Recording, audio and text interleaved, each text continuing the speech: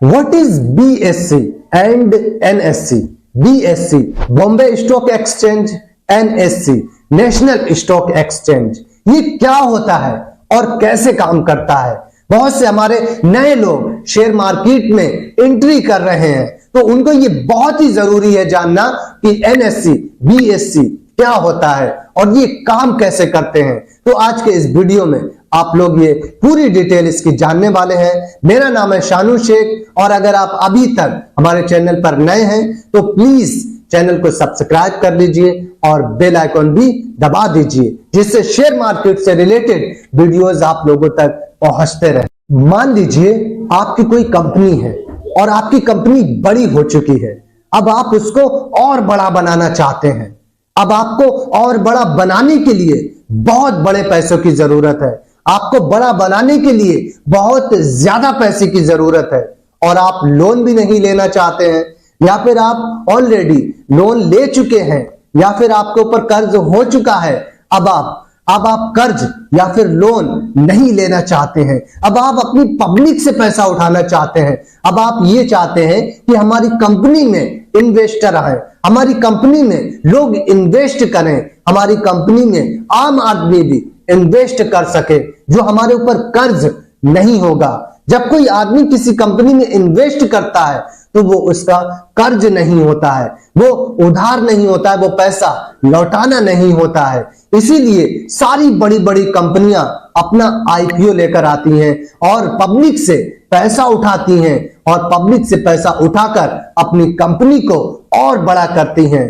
तो जब आपको पब्लिक से पैसा उठाना है तो आप क्या करेंगे? आप अपना आईपीओ लेकर आएंगे। जब आप अपना आईपीओ लाएंगे तो आप किसके पास लेकर जाएंगे? तो आप किससे बोलेंगे कि आप हमारी कंपनी में इन्वेस्ट करिए, हमारी कंपनी के हिस्सेदार बन जाइए, हमारी कंपनी के शेयर खरीद लीजिए। तो आप अपना IPO BSE Bombay stock exchange और NSE नेशनल स्टॉक एक्सचेंज पर लिस्ट करते हैं।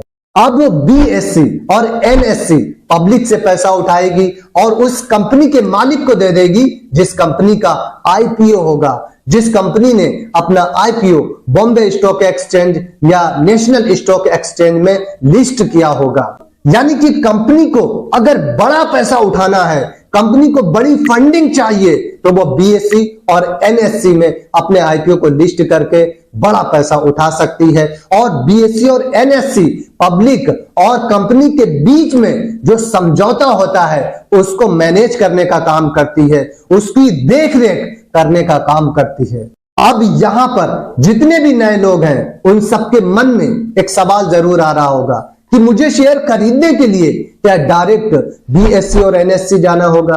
क्या मुझे डायरेक्ट BSE और NSE से शेयर खरीदना होंगे? ऐसा बिल्कुल भी नहीं है। BSE और NSE जितने भी शेयर होते हैं किसी भी कंपनी के, वो अपने शेयर्स को किसी ब्रोकर के थ्रू बिकवाती है। और अगर आपको किसी भी कंपनी के शेयर से खरीदना है तो आपको किसी ब्रोकर के थ्रू ही खरीदना होगा, किसी ब्रोकर के जरिए ही आपको स्टॉक्स या शेयर्स खरीदने और बेचना होंगे। अब इसके इतिहास की बात करें तो BSE Bombay stock exchange Bharat का सबसे पुराना स्टॉक एक्सचेंज है, बल्कि एशिया का सबसे पुराना स्टॉक एक्सचेंज है। इस BSE पर लगभग आज के टाइम में 6000 कंपनियां लिस्टेड हैं।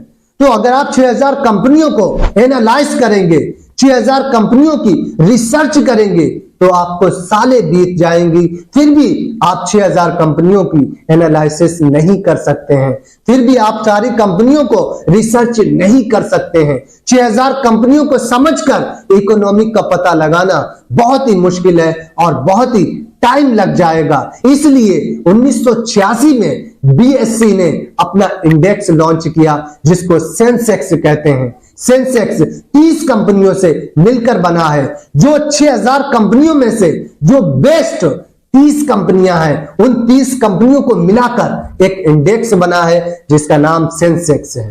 इन 30 कंपनियों में से 6 महीने में, 8 महीने में कुछ कंपनियों को चेंज कर दिया जाता है, क्योंकि जो कंपनी सबसे अच्छा परफॉर्मेंस करती है उसी कंपनी को सेंसेक्स के लिस्ट में रखा जाता है और जो खराब परफॉर्मेंस करती है उस कंपनी को हटाकर दूसरी कंपनियों को इस लिस्ट में रखा जाता है। 1992 से पहले अगर आपको शेयर खरीदना होते थे तो आपका शेयर आपके पास आते आते कई दिन लग जाते थे, लगभग कभी कभी तो 1 महीना भी लग जाता था आपका शेयर आपके पास आते आते, क्योंकि उस वक्त में सारा वर्क पेपर वर्क होता था। अगर आप अपने ब्रोकर को शेयर खरीदने के लिए बोलते हैं तो आपका ब्रोकर बॉम्बे स्टॉक एक्सचेंज के रिंग में जाकर ही शेयर खरीदता था, जहां पर बहुत सारी भीड़ जमा हो जाती थी। और ये आपने बहुत सी फिल्मों में, बहुत से वेब सीरीज में भी देखा होगा कि उस रिंग में कैसी भीड़ जमा हो जाती थी। इसीलिए सारा वक्त, बहुत ज्यादा टाइम ब्रोकर का वहां पर बर्बाद होता था। इसी की प्रॉब्लम को देखते हुए, इसी प्रॉब्लम को फेस करते हुए एनएससी की शुरुआत हुई। 1992 में एनएससी का जन्म हुआ। एनएससी नेशनल स्टॉक एक्सचेंज ने इस प्रॉब्लम को फेस किया और उसने अपना सारा सिस्टम कंप्यूटराइज सिस्टम लेकर आया। 1992 में कंप्यूटराइज सिस्टम से शुरुआत करी एनएससी ने। एनएससी ने कहा कि अब सारा सिस्टम कंप्यूटराइज होगा और एक क्लिक में आप अपने शेयर को खरीद सकते हैं, सारा सिस्टम डिजिटली होगा। हालांकि बीएससी 4 साल तक इस बात से मना करता रहा कि सारा सिस्टम डिजिटली नहीं होना चाहिए, सारा सिस्टम कंप्यूटराइज नहीं होना चाहिए। उस टाइम पर इंटरनेट बहुत तेजी से बढ़ रहा था, उस टाइम पर इंटरनेट बहुत तेजी से बूम कर रहा था, सारे लोग डिजिटली होते जा रहे थे, सारे लोग डिजिटली को बढ़ावा दे रहे थे।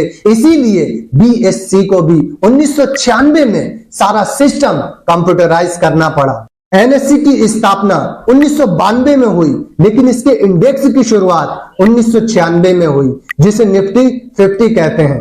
एनएससी पर लगभग आज के टाइम में 1600 से 1800 कंपनियां लिस्टेड हैं। उन 1600 कंपनियों में से 50 कंपनियां जो बेस्ट परफॉर्मेंस करती हैं, उसे मिलाकर एक इंडेक्स बनाया गया जिसको निफ्टी 50 कहते हैं। ये हिंदुस्तान की बेस्ट कंपनियां होती हैं जिसे निफ्टी 50 की लिस्ट में शामिल किया जाता है। और जो बेस्ट परफॉर्मेंस करना छोड़ देती है, जो बेस्ट परफॉर्मेंस नहीं कर पाती है, उसे इस लिस्ट से हटा दिया जाता है और यहां पर दूसरी कंपनी को लिस्ट करा जाता है। निफ्टी कभी 200 पॉइंट ऊपर, कभी 100 पॉइंट नीचे, जो ये होता रहता है तो इन्हीं 50 कंपनियों की वजह से, इन्हीं 50 कंपनियों की बेस पर ही होता रहता है। और इन्हीं 50 कंपनियों के बेस पर ही हम अंदाजा लगा सकते हैं कि बाकी सेक्टर कैसा बिहेव कर रहे हैं, बाकी सेक्टर किस तरीके से चल रहे हैं।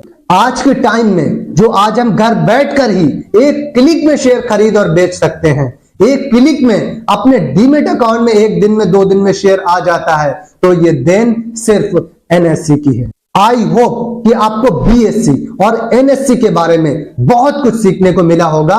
तो अगर आप हमारे चैनल पर नए हैं और आप शेयर मार्केट से रिलेटेड वीडियोस चाहते हैं, आपको शेयर मार्केट से रिलेटेड नॉलेज हासिल करनी है, इन्वेस्टमेंट के रिलेटेड आपको नॉलेज हासिल करनी है, तो प्लीज हमारे चैनल को सब्सक्राइब करिए और बेल आइकन पे दबा दीजिए, जिससे हमारे ऐसे ही वीडियो आप लोगों तक पहुंचते रहें। Thank you so much.